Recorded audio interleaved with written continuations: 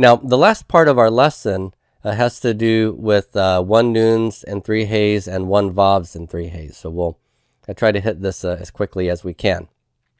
Verbs that are 1 noon and 3 hay will undergo the assimilation problems that you see with your 1 noon verbs. So that's going to be not unusual, but since the assimilation will happen, you won't see root 1 visibly. You'll see a doubling dot. And then the back end will suffer from 3 hay weaknesses. Okay, so let's take a look at the cal stem using nata, which is one of our new verbs for this chapter. It means to extend or stretch out. So we could have, I'm going to give you the 3 hay forms of gala next to the forms of nata so that you can just see when the noon assimilates, over here we have root 1 visible, okay? So gala, he revealed. Nata, he stretched out. Very normal behavior because we're not prefixing anything to the root 1 noon here, okay? Galatha, she uncovered. Natata, she extended. Galitha, natitha, okay? So you, man, revealed, uncovered, extended. Now look at the imperfect. Here's where we have problems because I'm now prefixing root 1 to the guttural here, excuse me, to the prefix, and this is going to cause some problems in our 1 noon verbs, okay? So yigle and yete. What happened to my noon? The noon is assimilated here. So root 1 is assimilated. I don't see it. I see root 2. Root 3 is probably original yod. I don't see that either. I just have the mater. So here's a situation where my prefix yod is visible, but I can only see 1 real root letter, okay? So we got to be careful with that. Now, for the 2FS, it's tigle. So, tigli. Yigle becomes tigli. Tigli. And for nata, titi, with a tate here. And I have the same issues that I have before. Root 1 is missing. I see it in the doubling dot. The tate is visible. Root 3 is missing.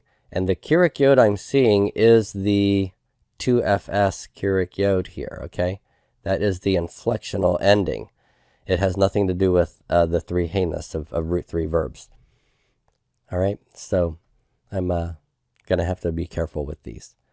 The 3FP, tiglena with the segel hay, titena with the segel hay, that's following 3 hay weakness, but I've also got the missing noon in the assimilated form here. So tig, lena, tin, tena becomes titena. Now let's look at the WCI and the Cal 3MS form. I have vayigel here, vayigel. From gala, apocompation happened, right? Would have been vayigle, vayigl becomes vayigel, segel helping vowel. Here, this would have been va, ye, te. Okay, that's my 3MS form. Add the va to it. What happened? Remember, 3 hay verbs apocompate here, so we're going to drop the segel hay. What am I going to be left with? I'm going to be left with va, yit, and no syllable following. I've got a dagesh forte that represents the root 1 noon. Can I put a dagesh forte in a letter at the end of a word? And the answer is no. So that dagesh forte then has to go away, but it is going to be there when I add any endings to it. And the short Keurig is going to lengthen to, probably due to the stress being here. Vayit becomes vayet. Accent is going to be there. Okay? All right. Now, the 3FS is vatigol and vatate. Vatate. There's an implied dagesh forte that's gone away. And notice here that the yod is the prefix yod. The tav is the prefix tav. So what do I see? I see only root oops, I don't know why I'm putting that in parentheses. I see only root 2 here. Roots 1 and 3 are completely invisible. No doubling dot to account for that noon missing, okay? So this is nata, but this is the only part of the nata I'm seeing is the tate, va tate. So, and he extended and she extended.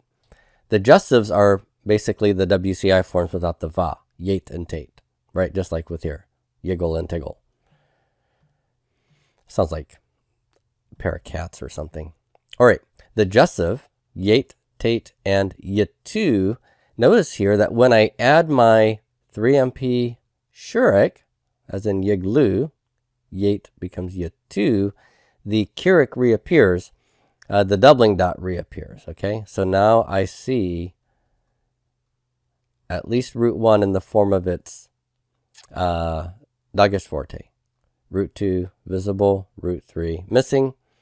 And because the accent is on the 2 part, this is closed and unaccented. And my kirik has to reappear because it's got to be a short vowel when I have a kus syllable. So yiglu, yitu. The imperative gale, nate. Really nothing unusual here because we're not prefixing anything to root 1 noon. Imperative 2MP, galu, natu. Nothing unusual there. Infinitive construct, galot, natot. Nothing unusual here, at least on the front end. No prefixing. It's only the 3-hey ot that causes many problems there. All right. Now, the hifil of 1 noon 3-hey verbs is illustrated with the verb nacha, to attack, to attack. So here I've given you the hifil of the 3-hey gala, which actually in the hifil is to exile or to lead into exile. Okay, and the hifil of naka is to attack. Here's the forms: hig la, perfect hifil, perfect 3ms. 3ms is uninflected. All uninflected perfect forms in the 3-hey get a comet say. This front part is normal. Here, for naka, it becomes hikka. It should have been hinka, like higla, but the noon has assimilated. Hikka, hikka. So he attacked. Yagle, he will exile. Yake, from an assimilated noon in root 1 position. Yanke, yakke, he will attack. Jussive, I'm sorry, WCI, vayagel, here vayach. I put these in highlighting just because they are so out of the ordinary. What have I got here? This would have been with my long form va ya k. Vayake. What has to happen in WCIs that are 3-hey? I have to apocopape. So here's what makes this so hard to identify.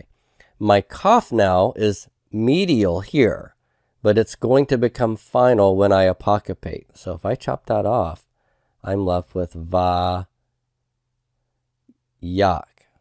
Now my non-final cough has to go final. Okay? Va yach. Va yach. And here, there's no consonant cluster when I apocopape. There's no consonant cluster. And so I don't need to add any vowels like I have here because the noon has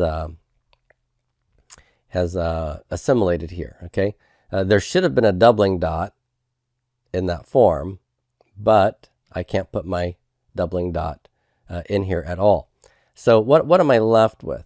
I'm really only left with root 2 of the verb naka. Root 1 should be a doubling dot in the cough, but I can't write it when it's final. Root 3 doesn't exist because in 3-hey verbs, we don't really have a root 3. It shows up occasionally as a mater. So vayach is he attacked, and he attacked. So this is probably the most difficult, or one of the most difficult verbs to parse because you only have one root letter showing. All right. Now the jussive yegel, Here it's just yach. Yake becomes yach because you apocopate uninflected jussives that are 3 he. So let him attack. Agle for the cohortative, let me lead into exile, and then ake should be unke, and the noon assimilates. The imperative, hagle, here hake for hanke, hake, doubling dot, represents the noon. You could see this apocopated. This would be very rare, but then you would just have hach instead of hake. Don't really have to pay attention to that. That's just there for completeness sake. The hiphil participle, masculine singular, magle, here make. Again, the noon is a doubling dot, manke. It's assimilation. Infinitive construct, haglot, the act of exiling, hakot for hankot. Haglot, hankot, assimilate the noon, hakot with a doubling dot. And then the absolute, hagle, hake for hanke. Not too tough, right? All right, I can hear you snickering there. In this section, we come to the last section, which are 1 vav and 3 he verbs. So they're doubly weak again, weak on the front, weak on the back. These doubly weak verbs show the same problems on the front end as the originally 1 vav verbs. What's the weaknesses there? Usually root 1 is missing, suffering from aphoresis in the cal, showing up as a mater vav and other stems when we're prefixing. As with the other doubly weak verbs, the back end suffers from the 3 he weaknesses we've been seeing. And so we will use the, for the hiphil paradigm, forms from yara in the hiphil, which means to teach, to point, to show. And remember, Torah comes from the hiphil formation here. All right, so take a look here at what we've got. I have my original 1 vav verb yarad as a paradigm example to remind ourselves what the front end weaknesses are. Yarad is only weak on the front. It's only 1 vav, so the theme vowel and backsides are normal here. But now remember, yara is going to be weak on the front and the back because it has 3 he weaknesses too. But let's just remind ourselves of the normal form and then look at our verb. So ho read. What happens to my 1 vavs in the hiphil? The he prefix gets a holem vav, and that holem vav seems to be showing the original vav of root 1. So I'm not really seeing root 1. I'm seeing maybe a remnant of root 1, and roots 2 and 3 are here. Ho read. Hiphil he, kirik yod. That's characteristic of the hiphil perfect. The one thing that's unusual is that normally hiphil perfects have an I-class vowel with their he, but with 1 vavs, it's always holem vav. Ho, ho, ho, right? Remember the ho, ho, ho thing. So what about yara? It becomes ho, as in ho read, but no kirik yod, because with 3 he verbs, everybody gets the same ending if it's uninflected. So I won't see my theme vowel that I'm usually used to seeing. So ho-ra, ho-ra. That's the 3 he perfect 3ms form. Ho-ra. Okay, so ho-read, ho-ra. The front part, though, is normal 1 vav weakness. Imperfect, yo-read. Yo-read, here, yo-re. Yo-re. Remember, 3 he's, when they're uninflected, get the imperfect segol he. The hiphil WCI, va yo-raid. Va yo-raid, here, va your nothing. Okay, what happened? Apocupation. It would have been va yo-re, chop off the A, and I'm left with va yor. Va yor. All right? So, this verb means to teach. So, ho-ra, he taught. Yo-re, he will teach. Va yor, and he taught.